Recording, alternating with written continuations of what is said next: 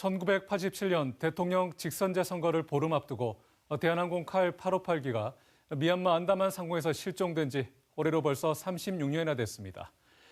대구문화방송 특별취재단이 2020년 1월 안다만의 50m 해저에서 칼 858기 추정 동체를 촬영한 지도 4년이 다 돼갑니다. 하지만 아직도 당시 촬영한 비행기 동체가 칼 858기가 맞는지 확인조차 못하고 있고 희망에 부풀었던 유족들은 다시 깊은 절망의 늪에 빠졌습니다.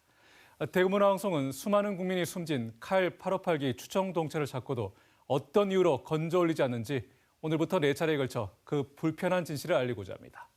오늘은 첫 번째로 유해만이라도 돌아오기를 간절히 바라는 유족들의 안타까운 사연부터 전해드립니다. 신병철 기자 취재했습니다.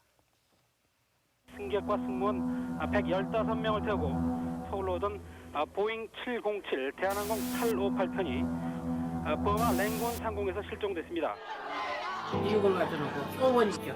이걸 갖다 위름 싸고 묻어주면 그거 그냥 살아온 것처럼 이제 기뻐하려고 그래요. 그대로 거기 있으면 안 되니까 나 있을 때 데려왔으면 좋겠습니다. 정말 해주십시오.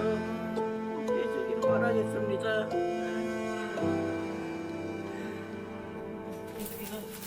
올해 96살의 주독순 할머니는 36년 전 칼 858기와 함께 사라진 당시 35살의 큰아들 김선호 씨를 단 한순간도 잊은 적이 없습니다. 칼 858기 실종 소식을 들었을 때 선호 씨가 탑승하리라고는 꿈에도 생각하지 못했습니다.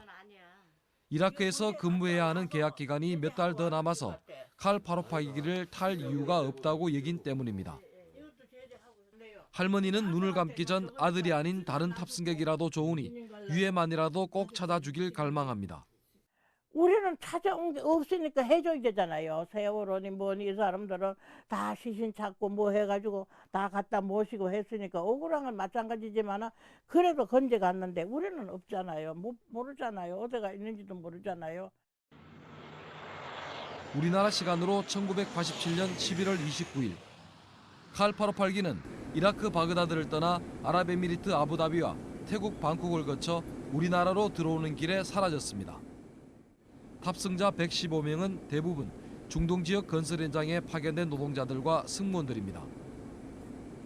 전두환 정권은 사건 발생 열흘 뒤인 12월 9일 단 항구의 유해도 찾지 못한 채 서둘러 수색을 중단했습니다.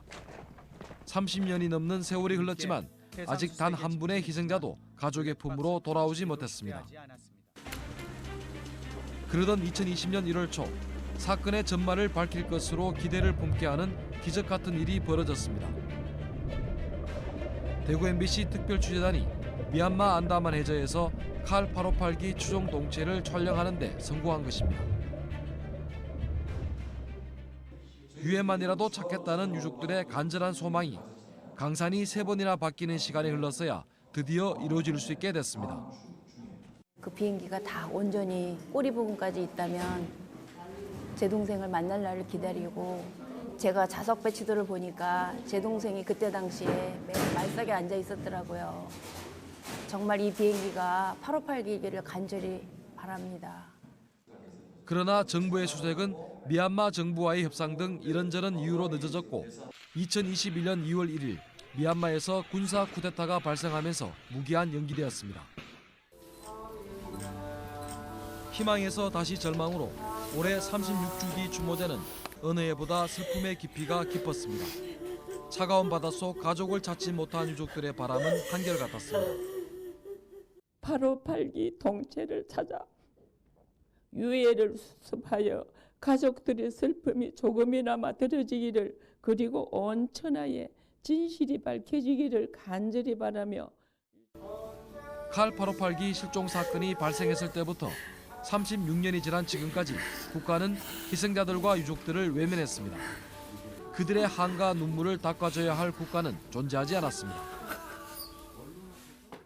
칼 858기 실종 사건이 발생한 지 36년이 흐르면서 유족 중 고령으로 돌아가시는 분이 많아지고 있습니다. 유족들은 더 늦기 전에 유해만이라도 찾아달라는 자신들의 간절한 바람을 외면하지 말 것을 호소하고 있습니다. MBC 뉴스 신병철입니다.